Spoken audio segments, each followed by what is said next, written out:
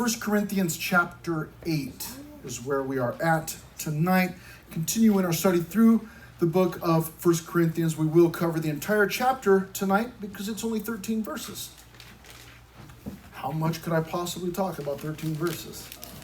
1 Corinthians chapter 8 is where we are tonight.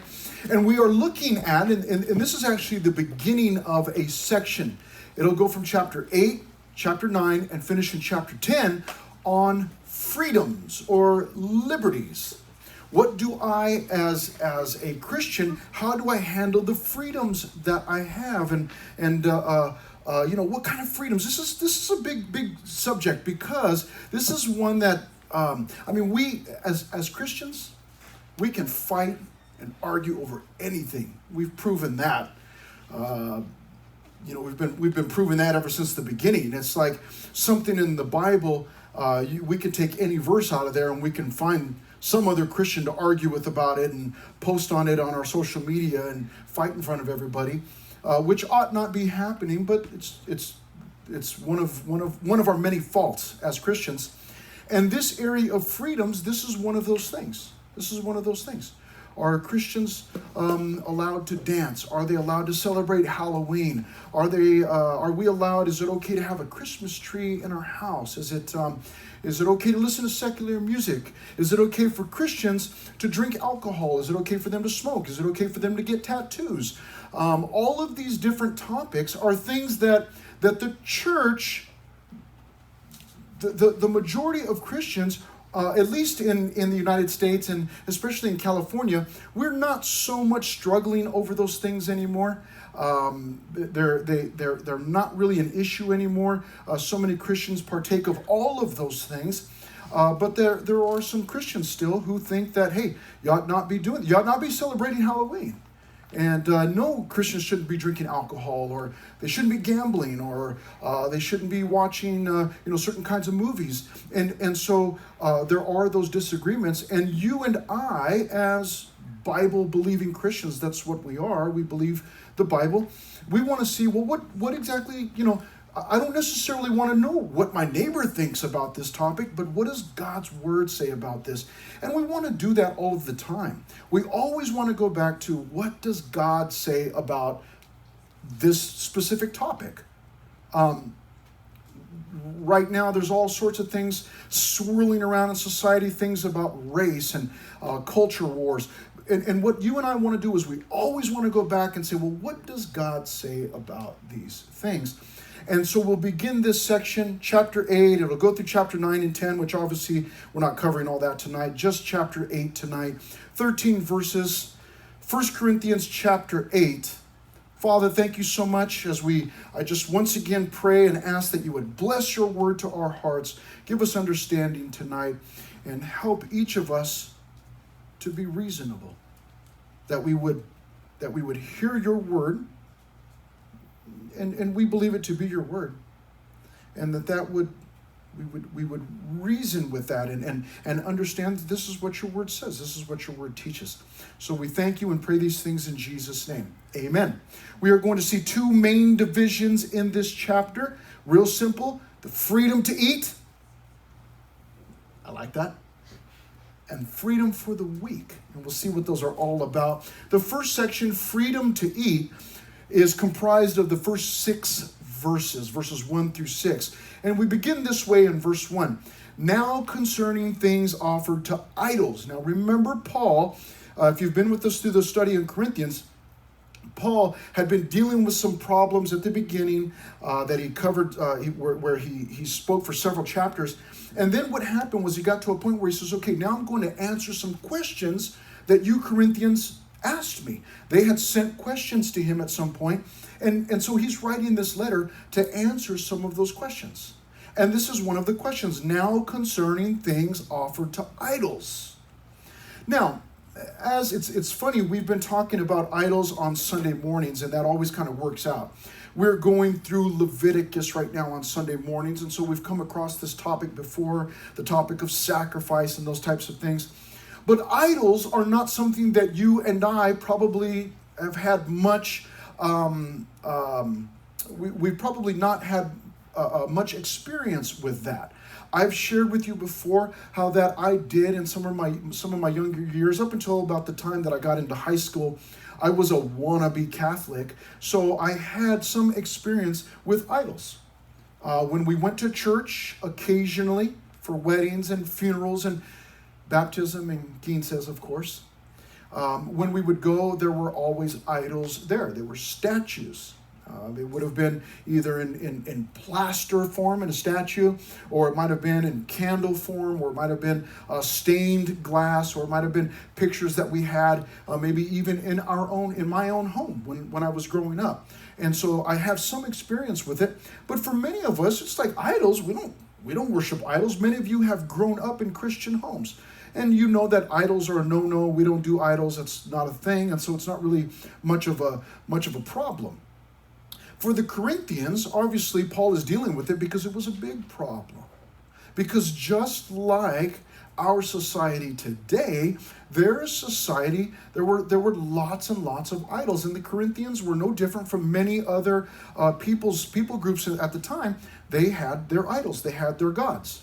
And so Paul says now concerning things offered to idols. So Paul is not even necessarily talking about the idols themselves. Although he will go on to make a statement, and he'll say, we know that idols are nothing. We'll talk about what he means in just a moment.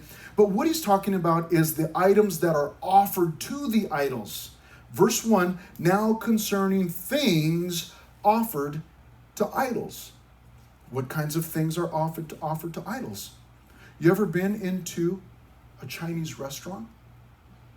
And of course you have. And seen Buddha there? Anybody ever seen Buddha there? Okay. And you'll see some incense. Sometimes you'll see some coins or some money there. Okay. Things offered to idols. Now, in this case, he's going to talk specifically about food and specifically about meat. But now you have just a general idea. Things offered to idols. What about those things? Now, you and I walk into those restaurants and we go, well, yeah, there's a Buddha there, but we don't believe in Buddha, and it's just a statue, and what's the big deal? Bring me my chow mein, bring me my egg rolls, whatever, I'm just hungry, I want to eat. Not a big deal. But what about the things inside that have been offered to that idol, to that statue of Buddha? What about those things? Well, Paul is dealing with that sort of thing. Now, concerning things offered to idols, we know that we all have knowledge. We've got knowledge. We understand that when we go into that restaurant, that statue means nothing to us. So give me my food. What's the big deal? Well, Paul is saying to these Corinthians, we know, the majority of us, he says, we know that we all have knowledge. We understand idols. Again, he'll address the idols in just a moment. But he makes this statement, which gives us a clue into the direction that Paul is going to go with this whole thing. He says, knowledge puffs up, but love edifies. Knowledge puffs up. Now, when I say puffs to a group of high school students, you all probably get a picture in your mind of puffing. Now, I would believe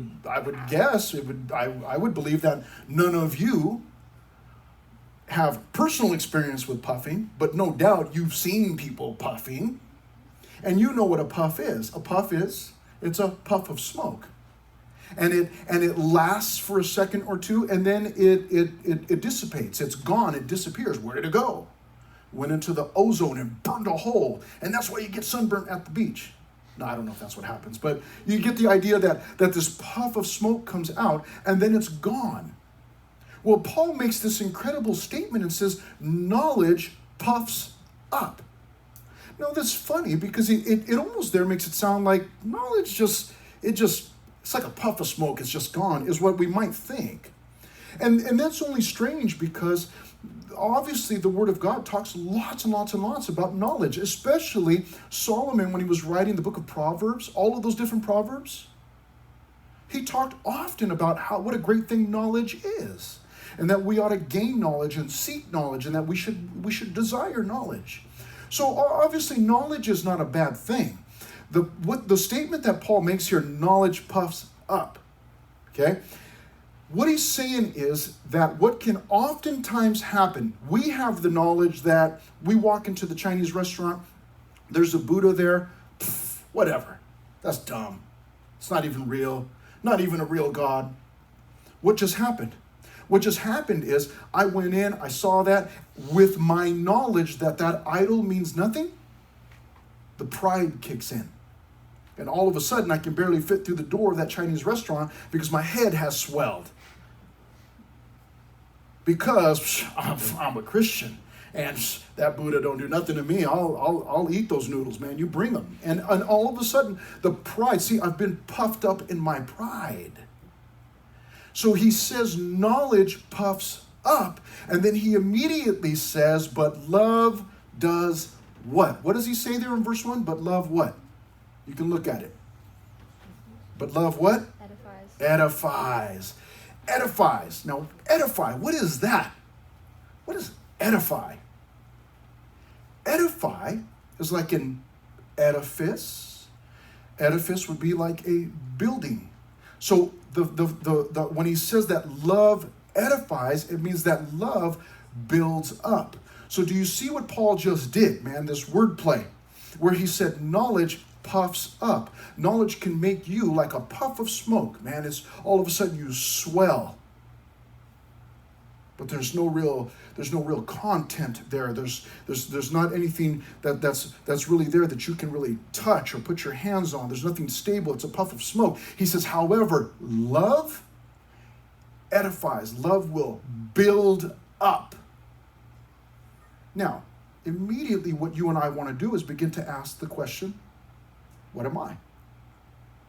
Am I a puff of smoke? Or am I a builder? Am I just some momentary type of person? Or am I the type of person that builds other people up? Now, obviously, we want to be builders. We want to be the type of people that build other people up. We strengthen other people. We stabilize other people. And Paul says in order to be that type of a person, we have got to be loving, and we've got to actively exercise that love. We've got to be careful. The gaining of knowledge can be a very good thing, but it can also cause us to be puffed up with pride. And we've all seen it. And maybe even some of us, I said maybe, but maybe even some of us have gotten prideful over things that we knew that other people didn't know. Oh, you didn't know how to do that? Oh, you didn't know that, this thing about this person? Oh, you didn't know such and such, or you didn't know that? Oh, I thought everybody knew that. And all of a sudden we're prideful. But love doesn't do that. That's not loving, that's prideful. What loving does is it encourages and builds up and strengthens other people. So he makes the statement, knowledge puffs up, but love edifies. And then he says in verse 2, and if anyone thinks that he knows anything, he knows nothing yet as he ought to know. When the individual thinks that they are all-knowing, it becomes very clear to us that they don't really know anything. Because if they knew anything, they would know that they don't know everything. They wouldn't be acting that way. Verse 3, but if anyone loves God, this one is known by capital H, him. So if we love God, then we're going to be known by God. If we're actively exercising that love, then we're going to be known by God. And here's our first subpoint if you're taking notes. It starts in verse 4 where he tells us that idols are nothing. We understand that.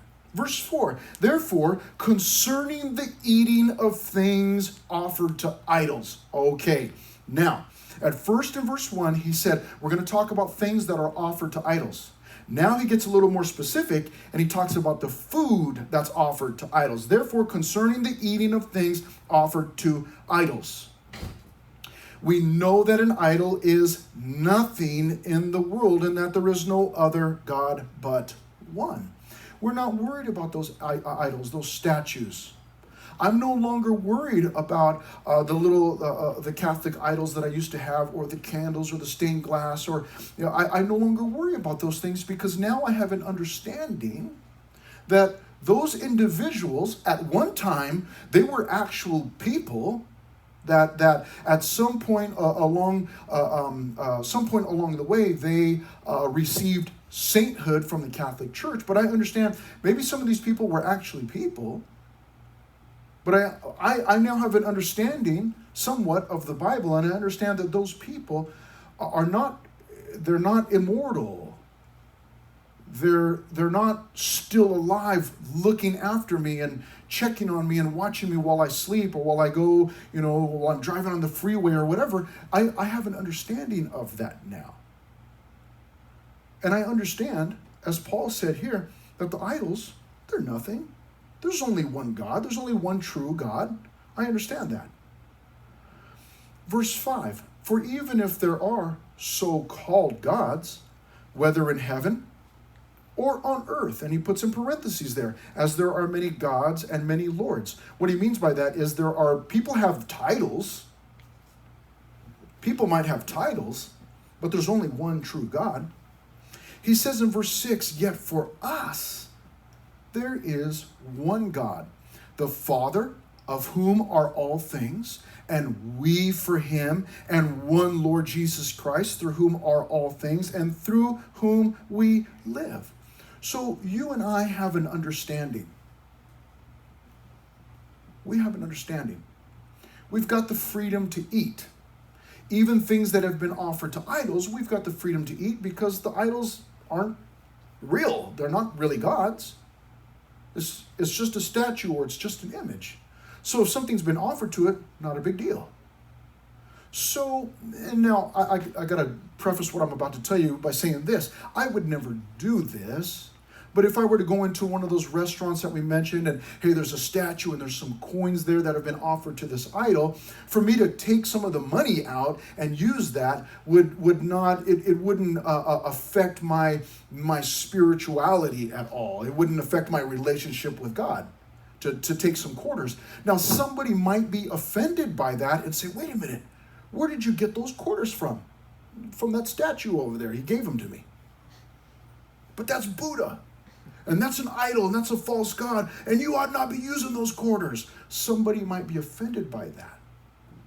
Well, that's what was happening in Corinth. And what we're about to find out is that it was happening specifically with things that were offered to idols, specifically with meat that was offered to idols. And we're going to see in a few verses here that Paul's actually going to say, yeah, what if somebody saw you in the temple of that idol eating?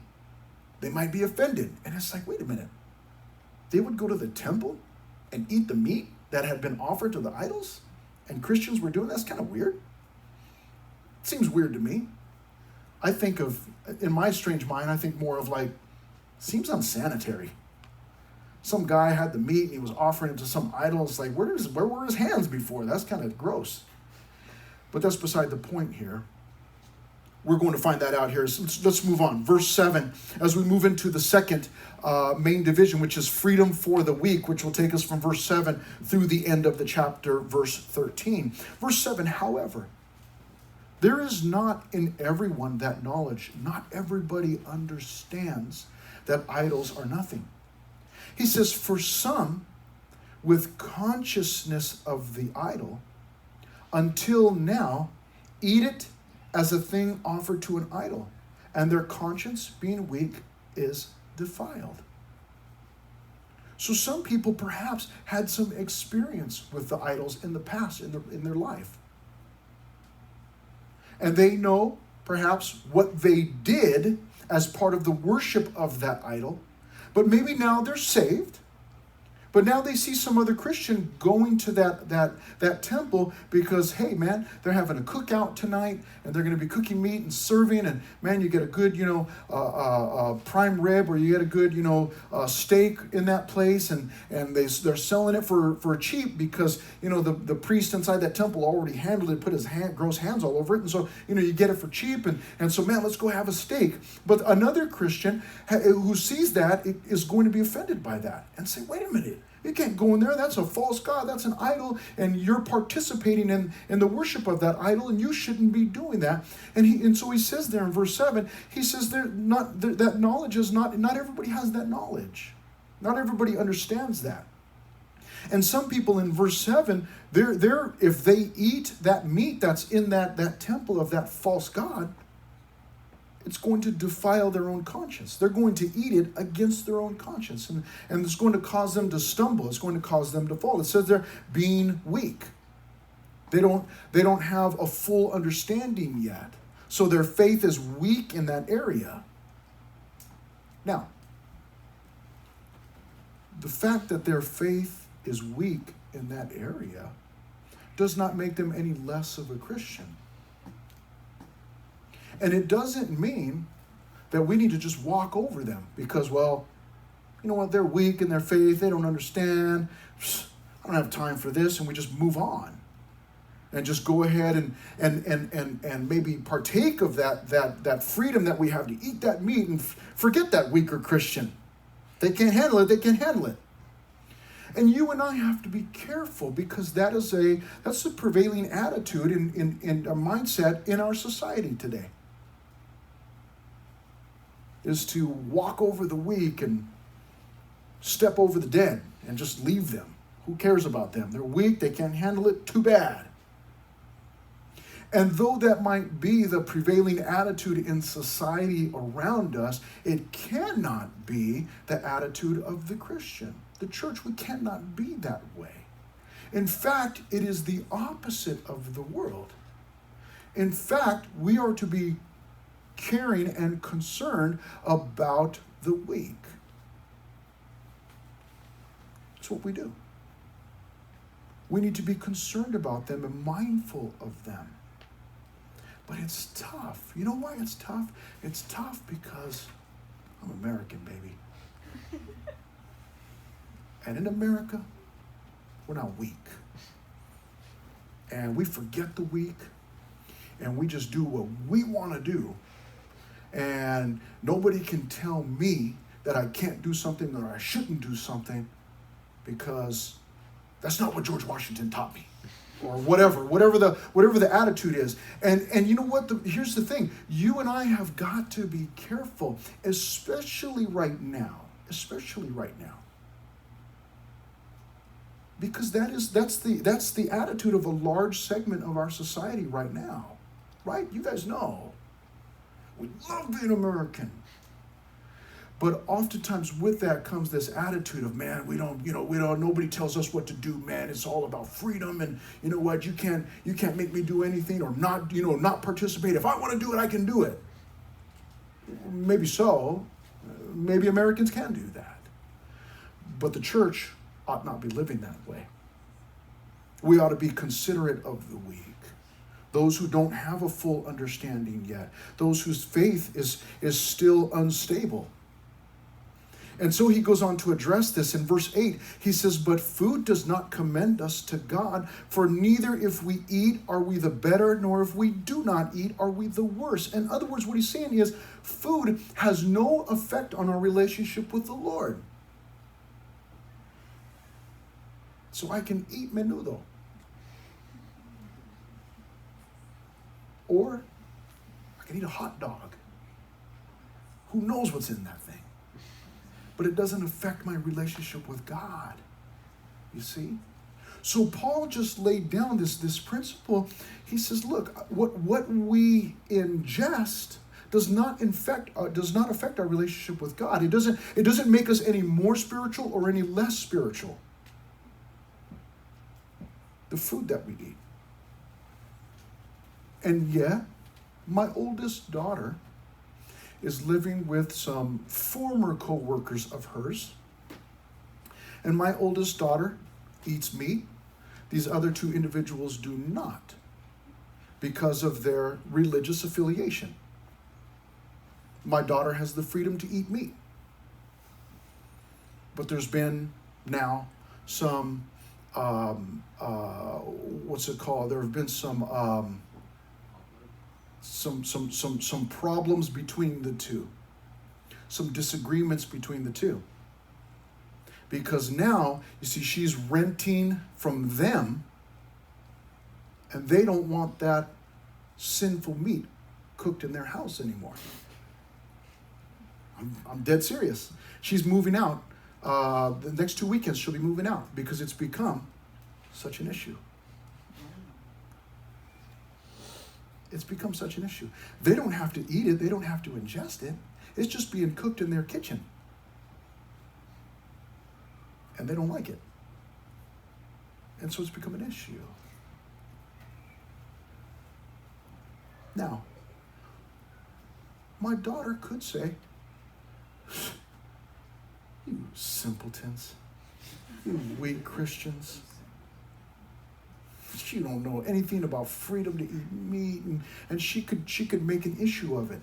But what she's doing is, "I think it's time for me to go," and she's making her exit. But that's not the American way. It's not what we do, man. We press our rights and we tell people, "No, I'm paying to do, I pay to live here, so I'm going to cook whatever I want to cook. You don't tell me to," right? But not for the Christians.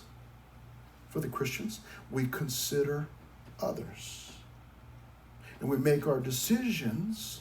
Some of our decisions are based on how it's going to affect other people. We've got to be thinking that way. That's what Paul is getting at here. Verse 9. "But beware lest somehow this liberty of yours, this freedom of yours, become a stumbling block to those who are weak." Do not allow this freedom that you have to cause a Christian who's weak in their faith in this area to stumble, to doubt. You and I have got to be mindful of the things that we do. Now here's where we start to tread on, some sensitive ground. Do I have the freedom to listen to whatever kind of music I want? Sure. Yeah. But what I now have to do as a Christian is consider the things that I am listening to. I do need, there is that question of how is it affecting me? And is this helping me or hurting me? I do want to consider that. But maybe I have the freedom to listen to certain kinds of music. And hey, listen, it doesn't have an effect on me and it's not weakening me at all. But what is it doing to my Christian brother or my sister who lives in the same home? What's it doing to them? How's it affecting them? Maybe their faith is weak in this area. What am I going to say? "Sorry, buddy, stuff it." Or am I going to say, "I love you, and I'll gladly give this up for you"? And you see, the second one is what Paul is getting at. And what Paul is telling us is not a new concept. It is bizarre. It is not of this world, but it's nothing new. What did Jesus say in Mark? What was it again? "For the Son of Man did not come to be" what? "Served, but to serve.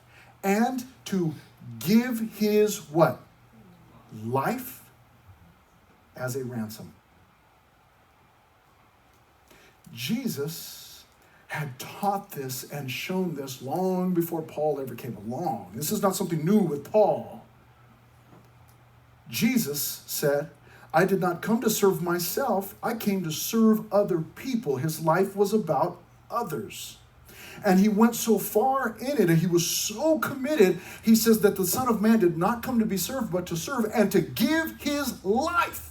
His life.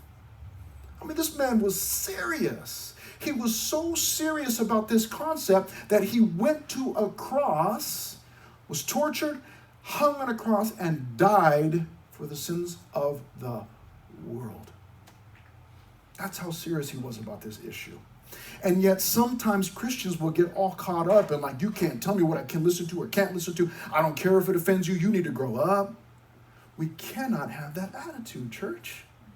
We have got to love one another enough that we are willing to give up. A life that is lived in self-service and that is self-centered will never be fulfilled. It will never be fulfilled. You can never be satisfied only loving yourself. You cannot be satisfied. And so countless numbers of celebrities, singers, actors, actresses, leaders, people who had money, who had fame, who had a stage, and who had the lights, and who had the spotlight. How many of them have taken their own lives or overdosed on something?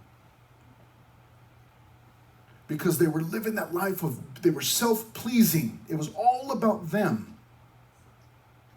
And they got to a point where this is miserable, I hate life, and they took their own life.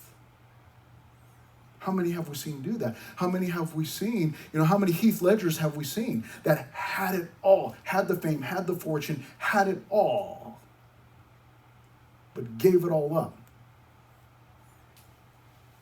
for a hit of some kind of drug?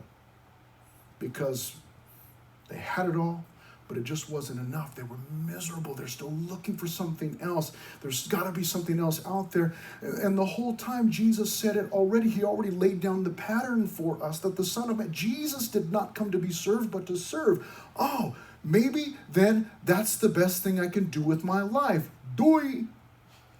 Is to serve other people, to lay my life down for other people. And those are always, they have always been, and they will always be the happiest people on the face of planet Earth, those who have given their lives in service of others. That is the pattern, that's what Jesus revealed to us, and that's what Paul is telling us here. And so he says in verse 10, for if anyone sees you who have knowledge eating in an idol's temple, will not the conscience of him who is weak be emboldened to eat those things offered to idols? And because of your knowledge, shall the weak brother perish for whom Christ died? So is it worth it? Is it worth it that I would harm my brother or my sister, this Christian who's weak in their faith in this area? Verse 12, but when you thus sin against the brethren, Paul actually goes so far as to say, man, when you do that, you're sinning against your brothers and wound their weak conscience. You sin against Christ. I did not realize. I did not realize that the freedoms that I have, the freedom that I have to do something or to watch something or to listen to something might harm someone else. I did not know that. And yet, Paul says, yeah, not only can it harm them, but it's a sin against Christ. We have got to take this serious. We have got to be mindful of the people around us and what we're doing. It is a popular thing today for Christians to promote the fact that they can drink alcohol. They've got the freedom to drink alcohol. So much so that it's to the point where Christians will put that on their social media and just show the world, like, hey, look, here I am, with my beer or with my whatever. I've got this alcohol, sitting at dinner and I'm just drinking my alcohol. Never once thinking about Christians who have been saved from alcoholism, who were hooked on the stuff. But we don't care. Because for some strange reason, it's really weird, but I think for many of us, our Christianity and our nationality have gotten jumbled up, mixed up, where we think, yeah, I'm a Christian, but I'm also an American, and I can drink if I want to, and nobody can tell me any different. And they'll get offended. They'll actually get offended if you say something about them drinking alcohol. They'll get offended. You can't tell me what to do. I've got freedom in Christ. I can drink if I want. Nobody can tell me anything different. They'll actually get offended. And so it's to that level now. But not so for you and I. You and I are to be mindful of others, considerate of others. Why? Because knowledge puffs up, but boom, it's gone in a moment. But love edifies. He finishes in verse 13 by saying, therefore, if food, I love this. And that's where I got the title of this second main division, Freedom for the Weak. This is the freedom that I want. Verse 13, therefore, if food makes my brother stumble, I will never again eat meat, lest I make my brother stumble. Paul says, I'm willing to give up meat for the rest of my life if my Christian brother or sister, if it's going to cause them to stumble and to doubt. If it's going to weaken their faith, I'll just give it up. Not even an issue, not even a big deal. So what about me?